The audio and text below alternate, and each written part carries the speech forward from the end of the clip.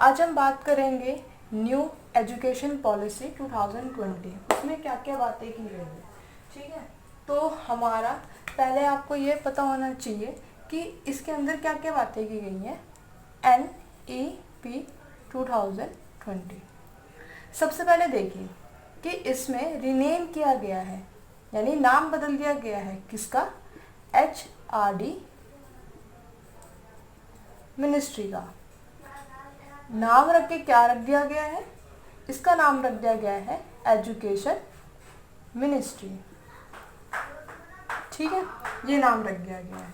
इसके बाद बात करते हैं इसके एम्स क्या क्या है, किस लिए एजुकेशन पॉलिसी बदली गई है, क्या उद्देश्य थे।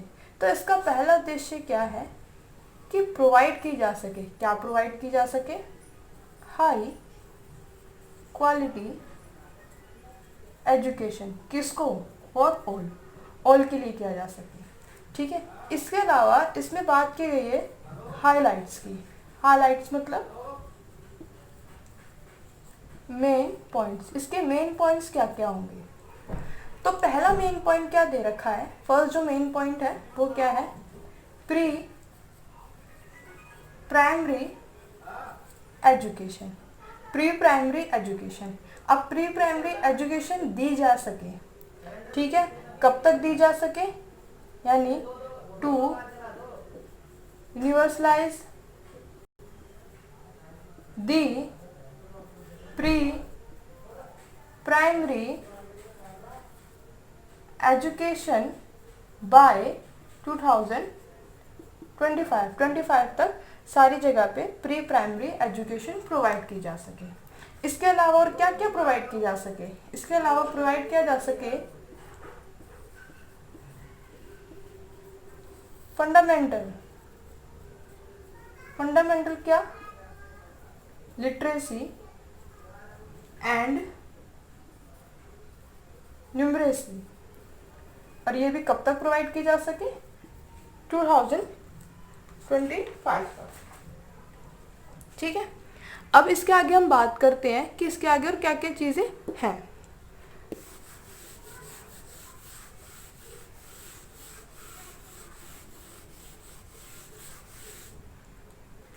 इसके अलावा और चीजें क्या दी गई हैं इसमें? पहली चीज दी गई है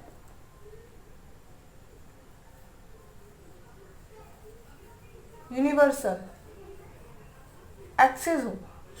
किसका हो? एजुकेशन का। ठीक है, अब ये कैसे होगा? जब फ्री और क्या दी जाएगी? कंपल्सरी एजुकेशन दी जाएगी।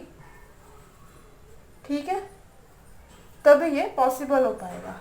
और ये कितने साल के बच्चों तक होनी चाहिए? 3 से 18 ईयर्स तक के बच्चों के लिए होनी चाहिए। कब तक? 2030 तक।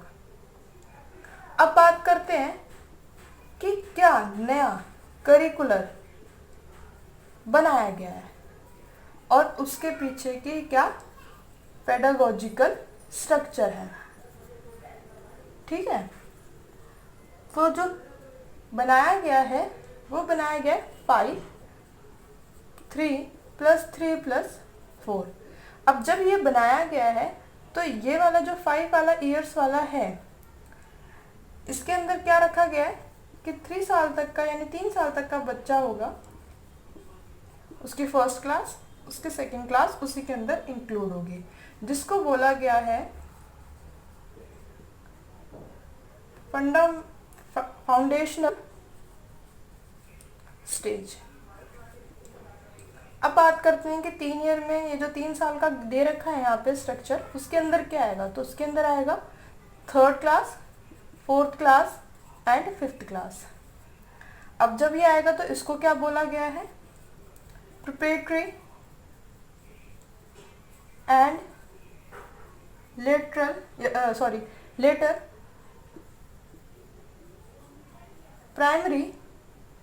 Primary stage.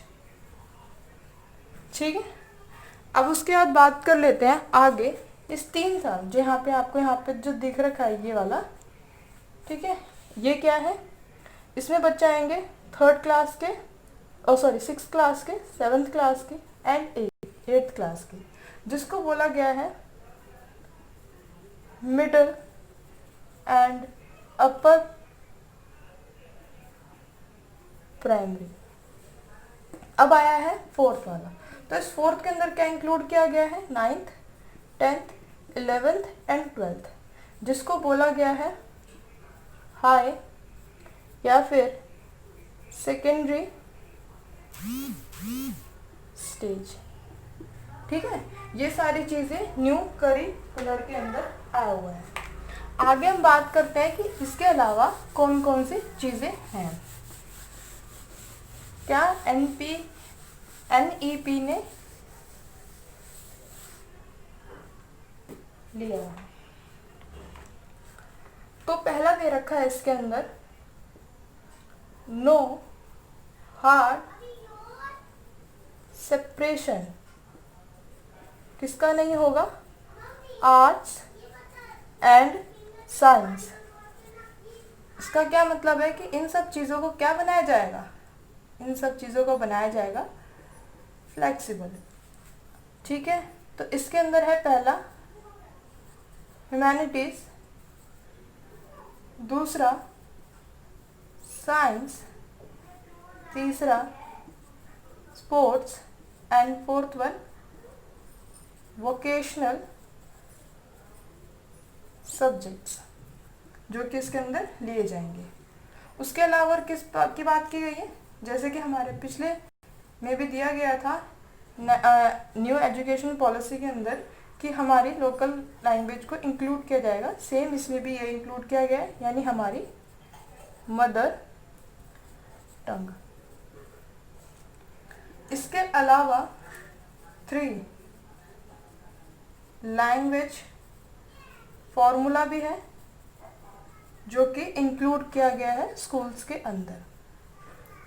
हमें पता है हम NPE 1986 में भी यही था और 1992 में भी यही था, और हमारा NCF भी इसी के अकॉर्डिंगली है। ठीक है, इसके अलावा फिजिकल एजुकेशन की बात की गई है कि फिजिकल एजुकेशन में क्या क्या चीज़ें होंगी, तो उसके ऊपर देख लेते हैं। फोकस किया गया है खेल कूद के ऊपर, है ना, न्यू इंडिया के अंदर खेल कूद के ऊपर फोकस किया गया है।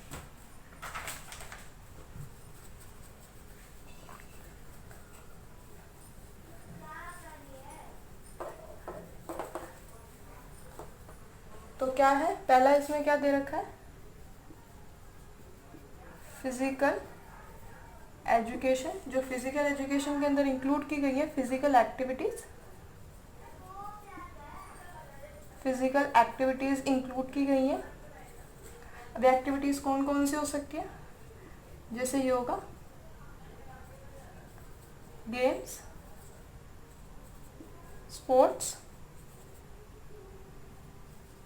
Arts, dance and gardening. Gardening को भी इसी के अंदर इंक्लूड किया गया है। ठीक है, अब बात की गई है यहाँ पे स्टेट स्कूल रेगुलेटरी अथॉरिटी की, यानी ये स्टेट स्कूल रेगुलेटरी अथॉरिटी है, ये हर जगह ओपन रहेगा। हर जगह मतलब ओपन रहेगा, मतलब कि ईच स्टेट में ओपन रहेगा। ठीक है, यानी इसका मतलब क्या है कि गवर्नमेंट का अब कोई रूल नहीं होगा, ये जो पॉलिटिशियंस होते हैं उनका कोई रूल नहीं होगा। इसके अलावा नेशनल रिसर्च फाउंडेशन की बात की गई है। ठीक है, इसके अलावा एक न्यू राष्ट्रीय शिक्षा आयोग की बात की गई है, जो कि इस NEP एम्स को फुलफिल करेगी, और यह जो रहेगी ये 100 रहेगी, यानी जिसके द्वारा चला जाएगी वो क्या होगी, वो होंगे PM ऑफ द इंडिया, जिसके द्वारा चला जाएगी। उनका काम क्या होगा, उनका काम होगा एम्स को डेवलप करना, फिर उसके बाद उसको आर्टिकुलेटिंग करना, देन उसके बाद उनको इम्प्लीमेंट करना, लागू करना, उसके बाद उसके अंदर क्या क्या कमी हो सकती है या होनी चाहिए इवेल्युएट करना, फिर उन सब चीज़ों को क्या करेंगे, रिवाइज करेंगे कि जो भी कमियां हैं उसको किस तरीके से रिवाइज की जा सके एजुकेशन के अंदर। तो ये सारी चीज़ें दे रखी हैं।